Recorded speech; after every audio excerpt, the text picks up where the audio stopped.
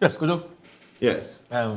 Your take on this? Obake. Yes, I think that, look, Obake. Even the way it's pronounced and all, that's what I'm saying is, before we went on break, I said that it's more of a civic education. The noise on social media and the banter is shaping it in the wrong way. It's a concerted effort to introduce certain language of the land where we are. If you're a guest of a land, it's only even befitting for you to be able to go. Imagine going to Menchia and you can't even speak. Me as an Ashanti, when I go to Menchia, I'll need a Shami because I can't even speak well. How to greet, how to say certain things. You can't speak well, but the language. That's what I'm saying. That's what I'm saying. You don't speak well, right? I understand Chi, but you don't understand Chi until you go to Menchia. Okay. You might understand Ga, but you don't understand Ga until you go to the Mancha Palace and you realize that, Masa, your Ga is some things you say might be insulting. Yeah. So it's only befitting if the Ga traditional area and whoever came up with it, that look, let's have the greeting of the land in addition, not to replace. Because what I have heard, that is now saying, let's replace Akwaaba with Obake. And it's now generating unnecessary noise. You cannot have an airport in Tamale, right, and only have welcome in Akwaaba. If somebody is saying that, let's now introduce the language of the land Maraba. in addition to the two that we have, there's nothing wrong with it for me. But you see, you need to orient the people. Right. You need to educate so that everybody understands that going forward, you go to Cape Coast. There are the castles in Cape Coast. It will be well noted to have the way the Fantis say Akwaaba in the welcome of the land, so that somebody will also go and learn certain things from. Because tourists coming into Ghana are not only here to look, it's sightseeing. So they are coming in and they can also learn something from the land. So he came, he knows Akwaaba, he knows Obake, he now knows Maraba, and he knows what the Fantis say. Or he goes to Nzema, in Zelezu, he knows the Nzemas also say Akwaaba. So for me, it's really much ado about nothing. It's mostly to do with civic education. Let's orient the people to understand that it's necessary to also promote, because I am very passionate about local languages. Our local languages have been very stagnant over the years. We've not added on to it because English is dynamic. That's why every year there's a revised Oxford and Cambridge dictionary. Right. Because as new things come into the world, they come up with new words for those new things. There are a vast vocabulary of things that are there today that did not exist 40 years ago. Do we have same in our local language? No, we don't. Okay. Funny enough, there's a lot of things we've never had in our local language and we never made the effort to have in our local language. Okay. All those things were derived from Portuguese and English. Okay. And some Danish language as well. Let's ask him, what's the local account language for bucket? Bokiti.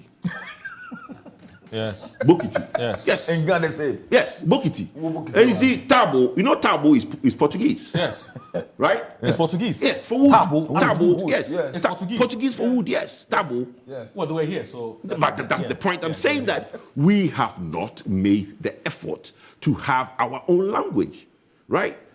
Singlet. What do you call singlet? Singularity. What is it? Yeah, I mean, shimmies, whatever you call it, it's all foreign language, right? So the point... That's how We we say Kamisa. Eh? Kamisa. That's singlet. Yes. You understand? So you see, the Ghans, because of their migration in, Yes. they came with certain languages from where they were. They knew certain things.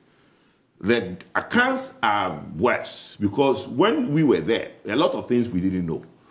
The Fantis have a lot of things because when the Portuguese came and the Danish and the foreigners came, they brought certain things and they adapted it. And over the time, it's now permeated into the local language. But why I'm passionate about our language is that there should be an effort to make our local language dynamic.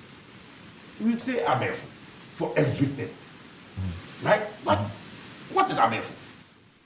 Brofo. I mean, I'm here for today. I'm here for this. I'm here for this. Bro, meanwhile, Okay. You understand? Okay. So if this proposal or proposition is anything to go by, so you arrive at Kotoka and you see Obake, and then you see Akwaaba. Must we replicate this policy of welcoming people who come into this country through both, and please excuse me, when I say a foreign dialect, I'm using within the context of what we're saying foreign because we're in a Ga land. So Akwaaba, I can argue it's foreign in that exactly. So then you have an Akwaaba and you have a local dialect. So if I go to say Tamale, and of course some of my Dagomba friends are telling me that the Maraba or Maraba is actually a derivative from the Arabic language, which is true. And you talked about Tabo from from the Portuguese language. So it is what it is. It's language. When you read about language formation, these things are not new or they're not strange. If I go to Tamale, must I have a Maraba and what other language? No. See, let's not go there. There should be a consensus on what it should be. If we try to do that, then we will have the consensus should be Akwaaba everywhere, but plus not necessarily Akwaaba everywhere. You see, Akwaaba has been because there's airport at Tamale. No, but that's the point. I'm saying Why? Internationally, Akwaaba is our signature. It's been accepted. Right. You understand? So I don't think that. So maintain that. Out Akwaaba. Okay. Akwaaba is a signature now, where everywhere everybody sees Akwaaba. Right. I'm just saying that. Add. You should add. Because that will also give the meaning. When somebody sees something next to Akwaaba, he knows that you are trying to now add to it.